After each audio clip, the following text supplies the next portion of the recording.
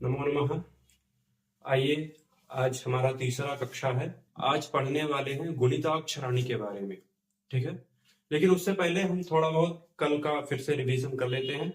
ये रिवीजन करना थोड़ा बहुत जरूरी भी होता है ताकि हमको पता चले कि हम क्या पढ़े थे और उसके बाद से क्या पढ़ने वाले। ठीक है, तो इसके बारे में भी जानेंगे, लेकिन उससे पहले हम प्रतिदिन की तरह आज भी प्रार्थना करेंगे। प्रार्थना करने के बाद से ही हम आरंभ करेंगे। तो आइए आरंभ करते हैं। ओम सरस्वती नमस्तुभ्यं। ओम सरस्वती नमस्तुभ्यं वरदे कामरूपिणी। विद्यारंभं करिष्यामि सिद्धिर्भवतु मे सदा। ज्ञानानन्दमयं देवं निर्मलस्फटिकाकृतिम् आधारं सर्वविद्यानां हयग्रीवमुपास्महे। आपदामपहर्तारं दातारं सर्वसम्पदाम् लोकाभिरामं श्रीरामं भूयो भूयो नमाम्यहम्। ठीक है, तो कल हम लोगों ने देखा था स्वराह। ठीक है, स्वराह। ठीक है, स्वराह में हमने अच अक्षर के बारे में जाना था। अच, ठीक है। उसके बाद से हमने देखा था व्यंजन। क्या देखा था? व्यंजन। ठीक है, हमने देखा था व्यंजन। व्यंजन अक्षराणी में क्या क्या आते हैं? व्यंजन को क्या बोलते हैं व्याकरण की भाषा में? तो हल बोलते हैं। ठीक है, क्या बोलते हैं? हल। ठीक है, अच और हल। अच और हल समझ में आ गया होगा आप लोगों को। अब हल में हमने देखा था क्या? कवर्ग। क्या देखा था? कवर्ग देखा था। कवर्ग। ठीक है, इसी प्रकार से हमने चवर्ग देखा था। चवर्ग, तवर्ग। ठीक है, तवर्ग, पवर्ग। ठीक है, इस सबको हमने कब देखा था? कल के कक्षा में। ठीक है, इससे अतिरिक्त जो अक्षर थे उसमें क्या था? पहला अक्षर क्ष। क्या था? क्ष। और त्र, न्य। ये इन सबको हम क्या बोलते हैं? संध्यक्षराणी। क्या बोलते हैं? इन सबको हम लोग क्या बोलते हैं? इन पर्टिकुलरली इन तीन अक्षरों को हम क्या बोलते हैं? संध्यक्षराणी। संध्यक्षराणी। ठीक है, इनको हम बोलते हैं संध्यक्षराणी। ये सब नाम जानना थोड़ा जरूरी होता है। ठीक है, तो संध्यक्षराणी हो गया है। सो आप लोग भी इसको लिखते रहिए और आप लोग भी इसको समझते रहिए। कल जो आप लोगों ने लिखा था उसको एक बार दोहरा लीजिए। क्या था उसमें? कौन कौन से अक्षर से? जैसे चवर्ग में क, ख, ग, घ, ng।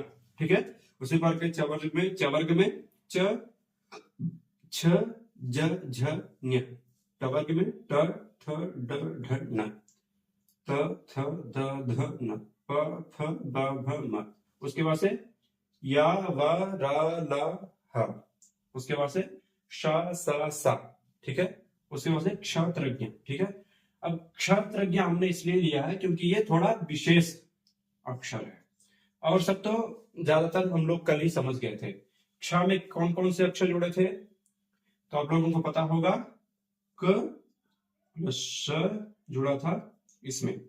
उसी पर से त्र में क्या जुड़ा था? त्र में जुड़ा था इत प्लस र। संज्ञा में जुड़ा था इज प्लस न्या। ठीक है, सो इन्हीं सभी अक्षरों को मिलकर ये सारे अक्षर बने थे। ठीक है, क्ष, त्र, न्या। सो ये हो गया। उसके बाद से ये तो कल का पाठ है। उसके बाद से हम जानेंगे आज के पाठ के बारे में। आप लोगों ने लिख लिया होगा इसको, तो इसको आप लोग नोट में उतार लीजिएगा ताकि आप लोगों को समझ में आए। और भी जो आप लोगों को जानने वाले हैं जिनको संस्कृत में ज्यादा रुचि है उनको भी इस कक्षा के बारे में बताएं। और ज्यादा से ज्यादा लोगों तक पहुंचाएं इसको, ताकि और हमको मोटिवेशन मिल पाए जो हम कर रहे हैं इसके लिए।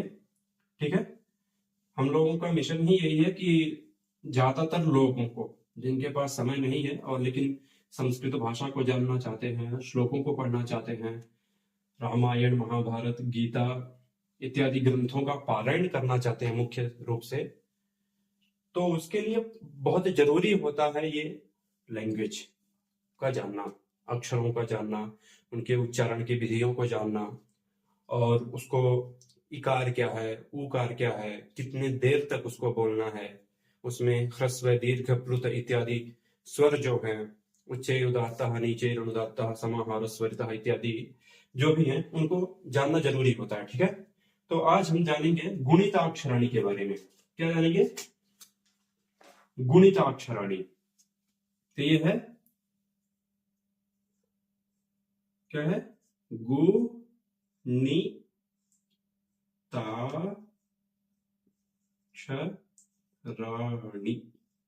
ठीक है, ये है गुणिताक्षराणी। अब गुणिताक्षराणी बोलते किसे हैं?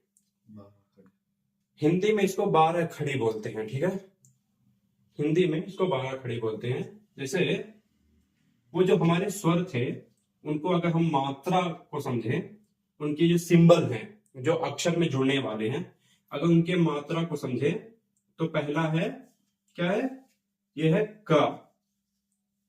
अब ये क को बनने के लिए क्या हुआ है, क में क्या जुड़ा है, इसको आने के लिए, ये आंसर आने के लिए क्या जुड़ा है? इक प्लस अ। ठीक है, इज इक्वल टू क। ठीक है, अब उसी प्रकार से की जुड़ना है। ठीक है, की, तो क हो गया, उसके बाद से सॉरी का जो पहले हम देख लेते हैं, का भी देख लेते हैं। इसी प्रकार से सेम है का, का अगर जानना है तो ये है का। ठीक है, अब ये का जब बना है तो का को बनने के लिए कुछ अक्षर इसमें जुड़े हैं, क्योंकि जो इक है इस प्रकार का, यही इसका मूल अक्षर है, लेकिन इसमें कुछ स्वर जुड़े हैं। कौन से जो स्वर जुड़े हैं अगर जानेंगे तो उसमें क्या जुड़ा है? उसमें जुड़ा है इक प्लस आ। क्या जुड़ा है? आ। ठीक है, इज इक्वल टू का। तो इसको बोलेंगे का। इसी प्रकार से की, तो उसका हम मात्रा यहां पे लिखा दे रहे हैं। जैसे अ का जान ली है, अब ये है ई, ये है ई की मात्रा, और ये है ई की मात्रा। ठीक है, इस साइड में ई, ई, उ, ये है र, फिर ल। ठीक है, फिर ए, तो ए में ऐसे ऐसे ए, फिर आई, ठीक है, फिर ओ। तो ओ करने के लिए अगर हम उसको देखेंगे तो ओ होगा इस प्रकार से, ओ। ठीक है, औ, औ का सिंबल है औ। ठीक है, अम पता है, स्वराष्ट्रता में देखा था हमने, अम का सिंबल क्या है? इम। अहा का सिंबल क्या है? बिंदी। अब अहा को जानने के लिए ज्यादातर लोग, अब जैसे यहाँ पे अ बना दिए तो अह हो गया, अब यहीं पे अ बना दिए तो अम हो गया। ठीक है, इस प्रकार से हम जानते हैं, लेकिन ये सिंबल में चेंज हो जाता है। जैसे यहाँ पे अ बना है ताकि आप लोगों को समझ में आए कि ये अम आह है, लेकिन इस जगह पे म भी आ सकता है, क भी आ सकता है, ख, ग, घ, ङ, च, छ, जो भी है, कोई भी अक्षर यहाँ पे आ सकता है इन दोनों के बीच में। अब का जान दिए, की लिखने के लिए अब समझ लीजिए कि मैं यहाँ पे क लिख दिया, वही हो गया की। सिर्फ की लिखने के लिए फिर से मैंने यहाँ पे का लिख दिया, अब ये क्या हो गया? की हो गया। लेकिन मैं इसको और थोड़ा आराम से आप लोगों को बताऊंगा।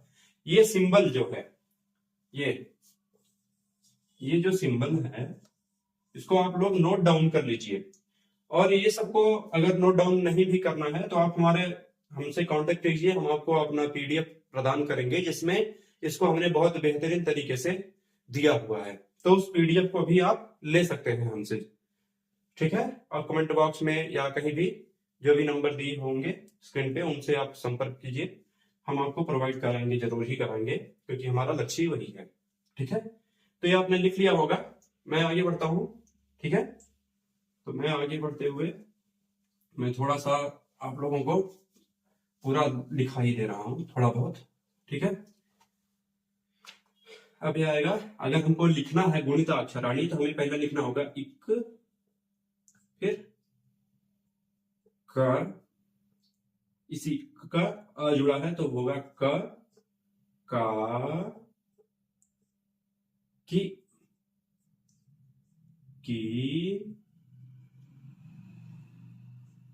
कु, कु, कृ, कृ, कृ, लिख लीजिए, वैसे जरूरी नहीं पड़ता है ये क्ली।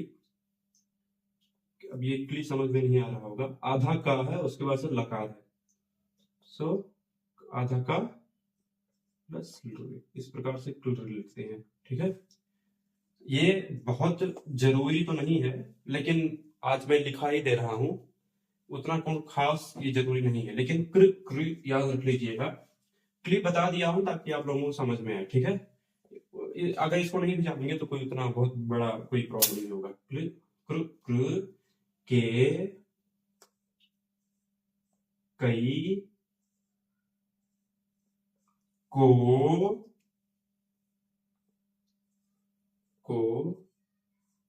कऊ, कम, कहा।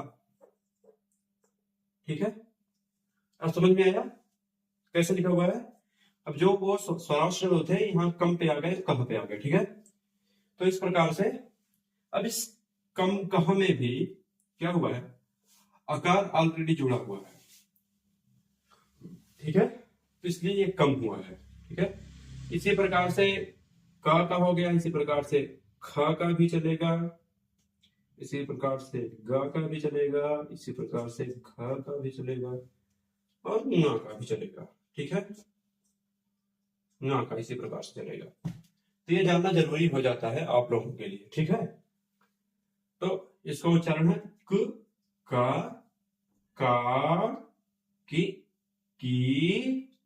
कु, कृ, के, कई, को, कऊ, कम, कहा।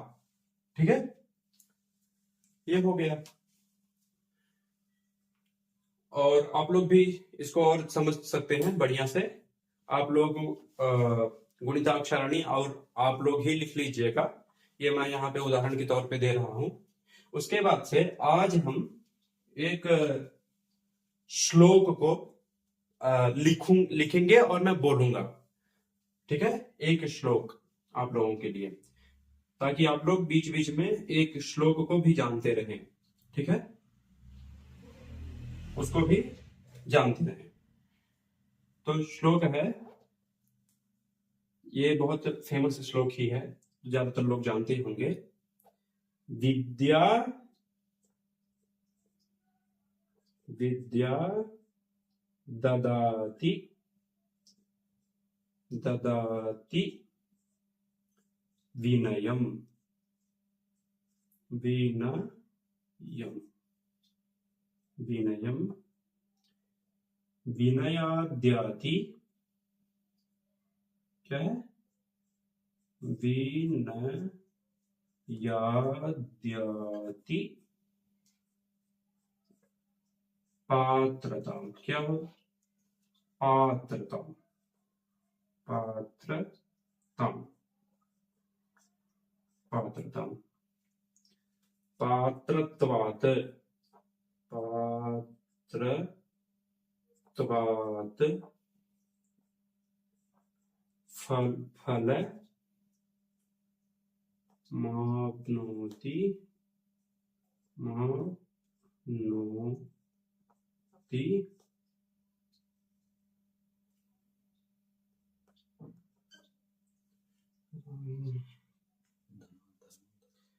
धनात्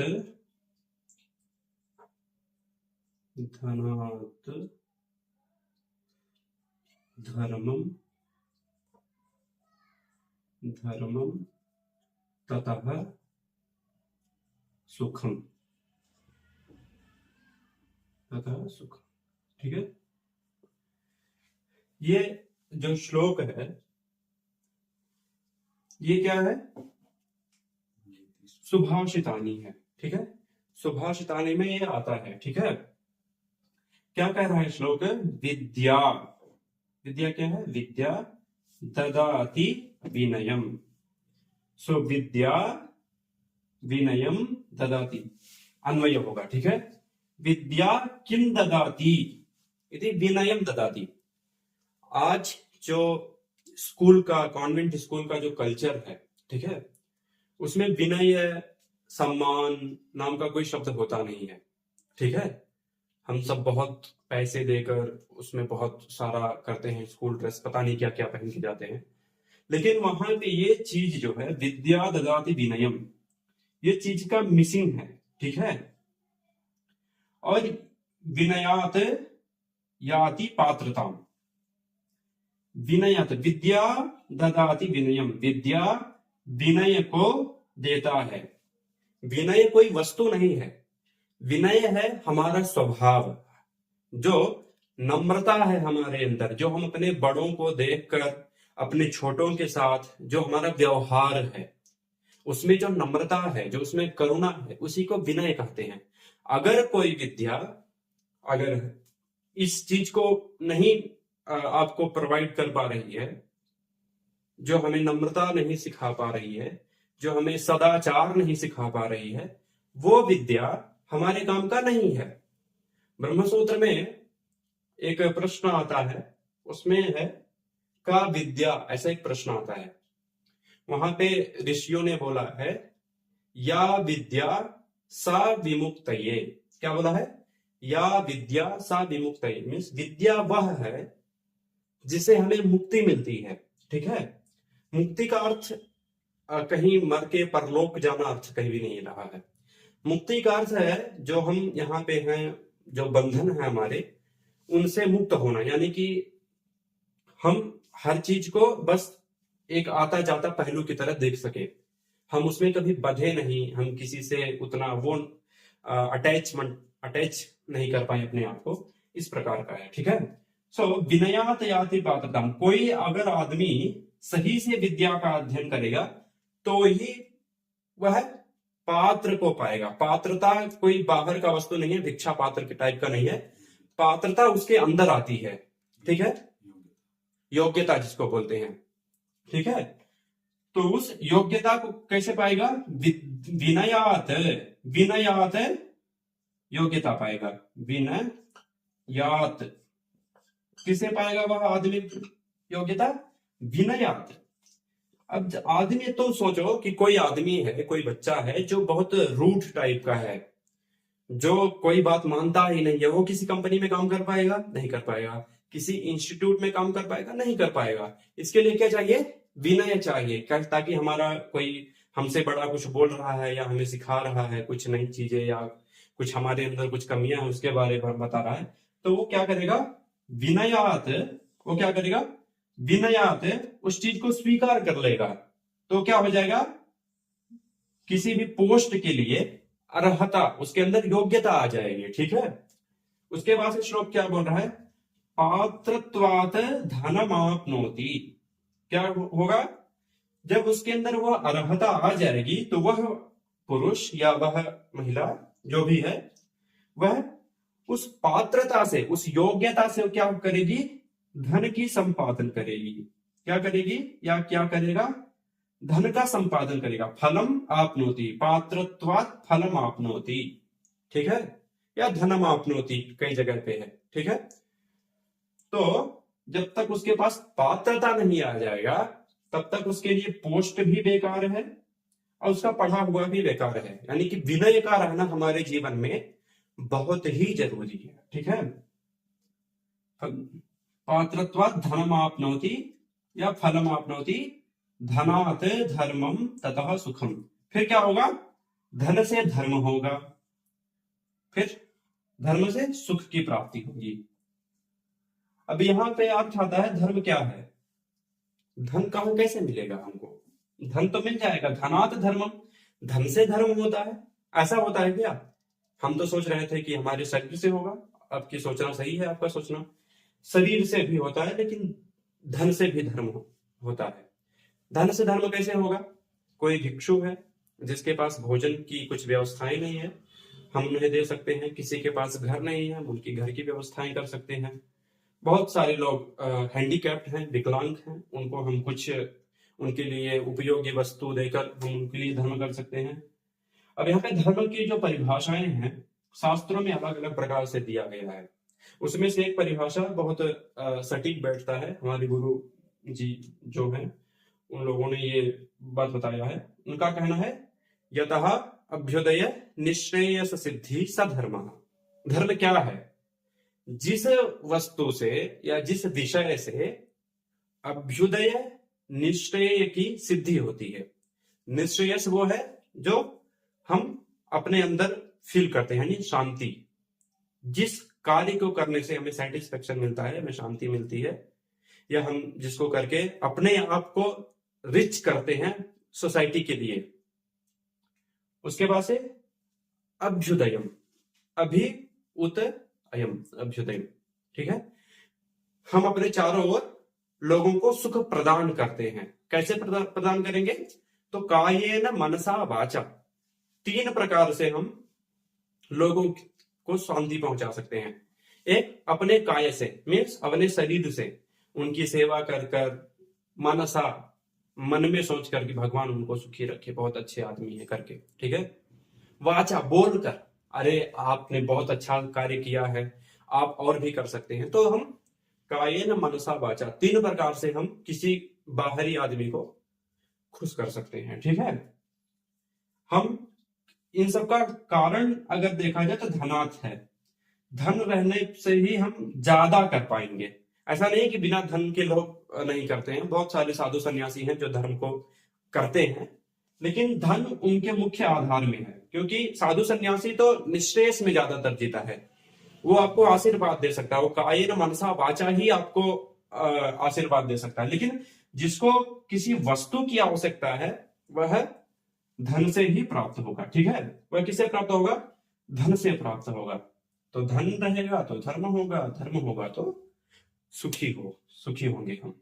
तो आज हम इस अच्छे मोटिवेशन के साथ इस क्लास को विराम देते हैं।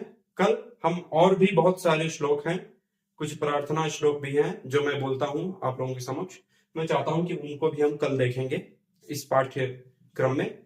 और मुझे प्रसन्नता है कि आप लोग इसको बहुत अच्छे से देख रहे हैं और आप इस श्लोकों को इसको लिखिए। श्लोकों को जो हम दे रहे हैं उसको याद कीजिए, अपने बड़ों को सुनाइए, अपने घर के लोगों को सुनाइए। अगर आप बड़े हैं तो अपने बच्चों को सुनाइए, अगर आप बच्चे हैं तो अपने माता पिता को सुनाइए और खुशहाली से जीवन जिए। नमस्ते, नमो नमः।